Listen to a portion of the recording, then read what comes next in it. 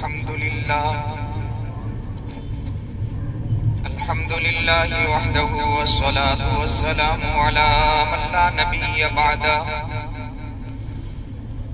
أما بعد فأعوذ بالله من الشيطان الرجيم بسم الله الرحمن الرحيم ما آتاكم الرسول فخذوه وما نهاكم عنه فانتهوا وقال الله تبارك وتعالى وما ينطق عن الهوى إن هو إلا وحي يوحى وقال النبي صلى الله تعالى عليه وسلم من أحب سنتي فقد أحبني ومن أحبني كان معي في الجنة أو كما قال رسول الله صلى الله عليه وسلم. درود شریف پڑھ لو. یا رب صلی وسلم دائما ابدا على حبیبک خیر الخلق کلہم. قابل احترام حضرات، سامعین کرام، بزرگوں، عزیزوں، دینی بھائیوں، درس حدیث کی پچھلی چند مجلسوں میں ہمارا عنوان اور موضوع یہ تھا کہ نیکیوں میں بہت زیادہ مجھ کو اور آپ کو، ہم سب کو آگے بڑھنے کی، زیادتی کرنے کی ضرورت ہے. پھر اسی ضمن میں یہ بات عرض کی تھی کہ نیکیوں میں ہم کیسے آگے بڑھیں، کتنا آگے بڑھیں. تو شریعت نے ایک ضابطہ بیان کیا کہ درمیانی چال چلنی ہے، اعتدال اختیار کرنا ہے. اسی کے ساتھ ساتھ یہ بات بھی عرض کی تھی کہ درمیانی چال چلتے ہوئے، اعتدال کی راہ اختیار کرتے ہوئے عمل کے اندر استقامت اور جماؤ پیدا کریں. آج کیا کل چھوڑا، پھر پرسوں کیا ترسوں چھوڑ دیا، اس کو شریعت نے پسند نہیں کیا ہے اور آقا محمد الرسول اللہ صلی اللہ علیہ وسلم نے اس کو بہتر عمل نہیں کہا ہے. اب سوال یہ پیدا ہوتا ہے کہ نیکی کے راستے میں چلنے کے لیے راستہ کون سا ہم اختیار کریں. میرے بزرگ اور میرے بھائی، اللہ پاک نے اپنے دربار میں قبولیت کا، مقبولیت کا، محبوبیت کا، پسندگی کا راستہ محمد الرسول اللہ صلی اللہ علیہ وآلہ وسلم ہی کا رکھا ہے. آپ کی ذات کے علاوہ دنیا میں جتنے بھی طریقے، جتنے بھی راستے، جتنے بھی ادائیں، جتنے بھی انداز، جتنے بھی آئیڈیل، جتنے بھی نمونے دنیا میں آج تک پیدا ہوئے، ابھی ہیں اور قیامت تک ہوں گے، آقا کی اداؤں کے سامنے اللہ کے یہاں سب مردود ہیں.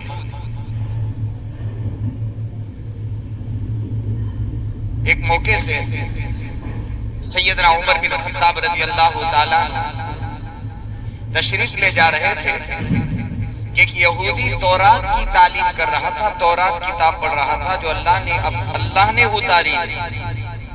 اپنے نبی، سچے نبی سیدنا موسیٰ خلیل اللہ، موسیٰ کلیم اللہ علیہ السلام پر اتاری. وہ تلاوت کر رہے تھے یہودی، چونکہ وہ آسمانی کتاب تھی اور ابھی تک اس میں بہت زیادہ تبدیلی اور رد و بدل نہیں ہوا تھا جو اس زمانے میں ہو چکا ہے. اللہ کے نازل کردہ مضامین تھے، اس میں باتیں تھیں. اللہ کی باتیں تو اللہ ہی کی باتیں ہیں. سیدنا عمر بن خطاب رضی اللہ تعالیٰ نے سنا تو بہت پسند آئی بات. آپ ٹھہر گئے، سنا، پھر آقا کی خدمت میں تشریف لائے صلی اللہ علیہ وسلم.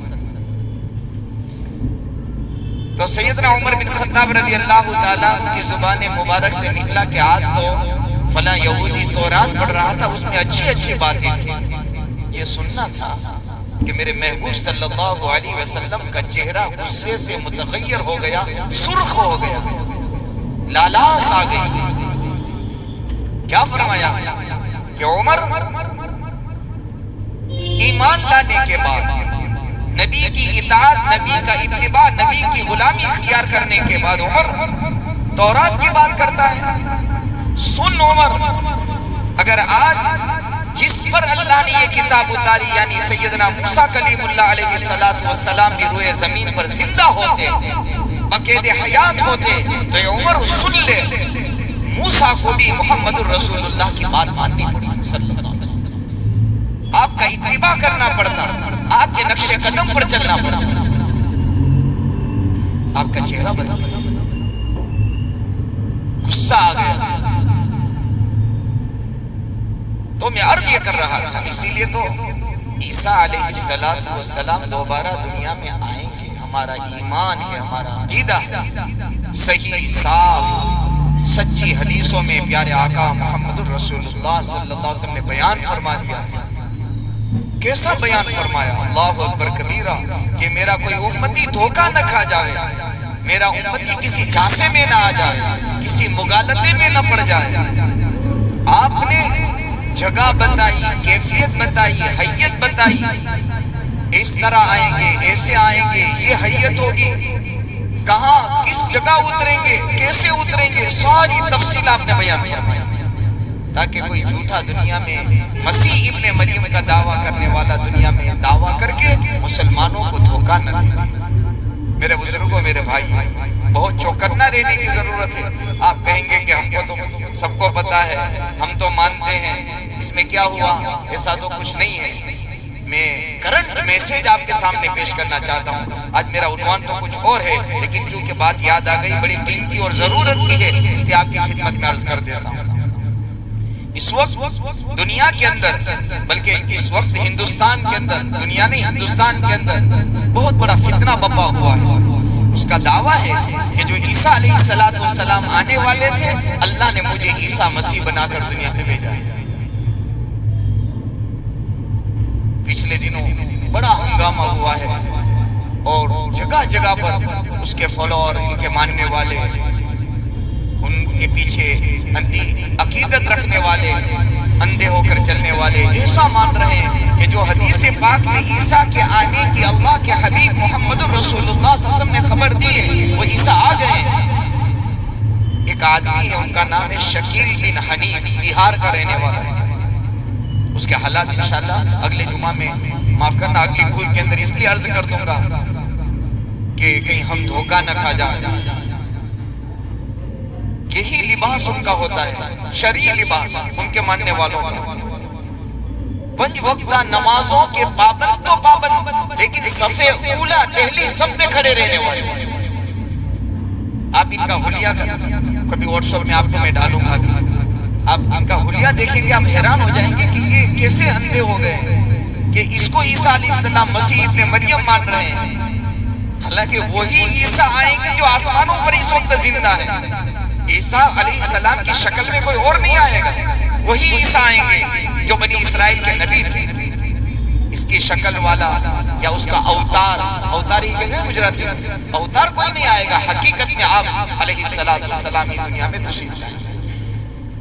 کیسا ہنگامہ! باقاعدہ اورنگ آباد میں پورا ٹاؤن اس کا بن گیا، جیسے مرزا غلام محمد قادیانی جیسے قذاب، لعین، اس نے دعویٰ کیا تھا کہ میں دنیا میں محمد بن کر آیا ہوں، میں محمد کا اوتار بن کر آیا ہوں۔ اس کے ماننے والوں نے اپنی پوری دنیا بسا دی انہوں نے قادیان کے اندر۔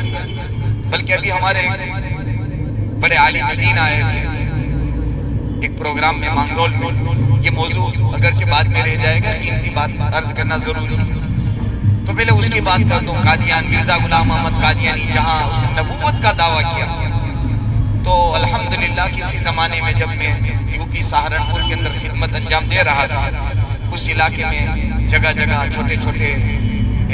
گاؤں دیہاتوں میں ہم نے اپنے مظاہر سہارنپور کی طرف سے مکاتب بھی قائم کیے تھے۔ ایک مکتب الحمدللہ ہم نے قادیان سے 5-10 کلومیٹر کی دوری پر بھی قائم کیا تھا۔ اس میں ماشاءاللہ قادیانی بچے اس مکتب میں پڑھتے تھے، اگرچہ ان کے ماں باپ نبی کے دشمن تھے صلی اللہ علیہ وسلم۔ بہرحال تو ابھی سنا رہے تھے، مفتی محمود صاحب باڈولی والے تشریف لائے تھے، تو باتوں سے باتیں نکلی، تو ہم نے ان کو سنایا کہ مولانا مفتی صاحب، حالات اس ملک کے اندر مسلمانوں کی اس قدر خطرناک ہو چکے ہیں اور اس قدر تشویشناک ہو چکے ہیں اور قابل رحم ہو چکے ہیں کہ آج مسلمان اسلام کے نام پر کہاں کہاں اپنے ایمان کا سودا کر رہا ہے۔ میں نے ان کو یہ کہا کہ ابھی اورنگ آباد کے اندر شکیل بن حنیف کے ماننے والوں نے پوری کالونی ان کی بنی ہے شکیلی نام سے، اور وہاں پلاٹ وہ فری میں، بجلی فری میں، پانی فری میں، ساری سہولت دی جاتی ہے ان کو۔ اب غریب آدمی کیا کرے گا؟ جس کے پاس ایمان کی قیمت نہیں، ایمان کا اندازہ نہیں، وہ تو دنیا کی لالچ میں ایمان کا سودا کرے گا، اور کر رہے ہیں مسلمان۔ اب افسوس کی بات جو سنانی ہے آپ کو، میرے لیے بھی ہے اور آپ کے لیے بھی ہے، ابھی تک تو ہم یہی سن رہے تھے، یہی صورتحال تھی کہ انہوں نے کالونی پوری آباد کر لی۔ اس وقت کے نیوز اور میسیج یہ ہے کہ اس وقت اس پوری کالونی کے اندر کوئی مسلمان داخل نہیں ہو سکتا، جان لیوا حملہ کرتے ہیں وہ، اور یہ میں سنی سنائی بات نہیں، باقاعدہ تصدیق کی ہوئی، یعنی جس کو کہتے ہیں نا پکی ٹھکی بات سنا رہا ہوں، اور اس کا اندازہ ہم کو سورت میں ہو گیا۔ سورت کے اندر ایک بہت بڑے مسجد کے عالم دین کے اون ایک علاقہ ہے سورت میں، اون ایسی جگہ ہے، اون کی بستی جو ہے سورت کا اطراف، کہ جہاں پوری دنیا کے بنگال، بہار، یوپی، پوری دنیا کے لوگ وہاں بسے۔ وہاں یہ شکیل بن حنیف کے ماننے والے پہنچے، کسی مولانا کو پتا چلا، مسجد کے امام کو، کہ ان کے فالوور، ان کے ماننے والے یہاں آئے ہیں، تو ان کو سمجھانے کی پتا چلا، انہوں نے پہلے ریکی کی، انکوائری کی کہ فلاں فلیٹ میں رہتے ہیں، اتنے لوگ ہیں، اچھی ریکی اور انکوائری کرنے کے بعد جب گئے تو وہ تو دبنگ اور ڈون قسم کے لوگ تھے، مولانا کے اوپر ٹوٹ پڑے اور مولانا کے دونوں پیروں میں فریکچر کر دیا۔ آپ کو سن کر تعجب ہوتا ہوگا، جب میں نے سنا تو مجھے بھی تعجب ہوتا ہے کہ اسے کیسے ہو سکتا ہے، یہ حقیقت حال ہے۔ آگے کی بات سنا، مجھے ایک صاحب نے آج چند سال پہلے، تقریباً 5 سال 4 سال ہو گئے، انہوں نے کہا کہ یہ لوگ جو ہے نا، لوگ پتہ نہیں چلتا، نمازی ہو، 5 وقتہ نمازی ہو، داڑھی ہو، ٹوپی ہو، کرتا ہو، پاجامہ ہو، اور پہلی سب میں نماز پڑھتے ہو، کیسے ہم اس کو سمجھ سکتے ہیں کہ یہ کون ہے؟ تو ایک صاحب مجھے 4 سال قبل پہلے مجھے سنا رہے تھے کہ مفتی صاحب آپ نے جو حال سنا ہے، میں نے ایک بیان کیا تھا تو وہ شریک تھے اس میں، انہوں نے کہا یار ایسے 2-4 بندے ہمارے راجکوٹ کے اندر آمرپالی سینما کا نہرو نگر کے مرکز میں 4 بندے اس طرح اعتکاف کر کے گئے، بعد میں پتا چلا کہ یہ شکیل بن حنیف کے ماننے والے تھے۔ تو حالات بہت زیادہ سنگین ہیں، اللہ کے دشمن، ایمان کے ڈاکو اس وقت دنیا میں اللہ کے دشمنوں نے جگہ جگہ پھیلا دی ہے۔ بات کہاں سے کہاں میں پہنچ چکا ہوں مجھے پتا نہیں ہے، عرض کرنا چاہ رہا تھا کہ یہ اورنگ آباد کے اندر اس بستی کے اندر لوگ گھس گئے کہ ان لوگوں کو سمجھائیں کہ تم کہاں جا رہے ہو، کون سی بات، کس کو تم عیسیٰ مسیح کا اوتار مانتے ہو، جسے ایمان کا پتہ نہیں، اسلام کا پتہ نہیں، نمازوں کا جن کا ٹھکانہ نہیں، کس کو مانتے ہو؟ تو کچھ لوگ گئے تھے تو اس پر پتھراؤ کر دیا کہ اندر نہیں آ سکتے۔ الحمدللہ ثم الحمدللہ، ابھی آج کا کرنٹ نیوز میسیج یہ ہے کہ آج صبح ماشاءاللہ پوری پولیس فورس وہاں پہنچ گئی، اور اورنگ آباد کے اس ٹاؤن کے اندر الحمدللہ پوری پولیس فورس، وہاں کے مسلمانوں نے بہت زیادہ ایکشن لیا، پورے پرشاسن کو، ڈپارٹمنٹ کو الرٹ کیا کہ کہیں ایسا نہ ہو بہت بڑا ایشو بن جاوے، اس سے پہلے آپ ان کو اریسٹ کریں، گرفتار کریں۔ آج صبح کا نیوز الحمدللہ، اللہ کرے اس کی گرفتاری ہو اور مسلمانوں کے ایمان کی حفاظت ہو جاوے۔ بات کہیں اور چل پڑی تھی، میں اپنے موضوع کی طرف، ٹاپک کی طرف آتا ہوں۔ عرض میں کرنا چاہ رہا تھا کہ ہم نے یہ بات شروع کی تھی کہ ہم کہاں چلے، کس کے راستے چلے، کون ہے آئیڈیل، کون ہے ہمارا نمونہ، تو کہ محمد الرسول اللہ صلی اللہ علیہ وسلم آئیڈیل ہے، نمونہ ہے۔ یہ قرآن نے اعلان کر دیا ہے، جب نازل ہوا تب سے لے کر آج تک اور قیامت تک کے لیے اللہ ارشاد فرماتے ہیں لَقَدْ كَانَ لَكُمْ فِي رَسُولِ اللَّهِ أُسْوَةٌ حَسَنَةٌ، البتہ تحقیق کے اے لوگوں تمہارے لیے میں نے اپنے نبی کو بہترین نمونہ بنا کر دنیا میں بھیجا۔ تو ہم کیسے چلیں گے؟ تو کہ نقش قدم نبی کے ہیں، جنت کے راستے، نقش قدم نبی کے ہیں، جنت کے راستے اللہ سے ملاتے ہیں، سنت کے راستے۔ اللہ سے دعا ہے اللہ تعالیٰ آپ کو، مجھ کو، ہم مسلمانوں کو بلکہ میری قیامت تک آپ کی قیامت تک آنے والی نسلوں کو اللہ سنت رسول اللہ صلی اللہ علیہ وسلم پر چلنے کی توفیق عطا فرمائے آمین وآخر دعوانا ان الحمدللہ رب العالمین انشاءاللہ یہ اتباع سنت کی فضیلت سنت کسے کہتے ہیں کیا اس کے فائدے ہیں کیا فضیلت ہے آئندہ سے انشاءاللہ یہ چلتا رہے گا آمین وآخر دعوانا ان الحمدللہ رب العالمین سبحان ربک رب العزت عما یصفون وسلام علی المرسلین والحمدللہ رب العالمین برحمتک یا ارحم الراحمین قادیان کے تعلق سے ایک بات رہ گئی اگلی مجلس میں انشاءاللہ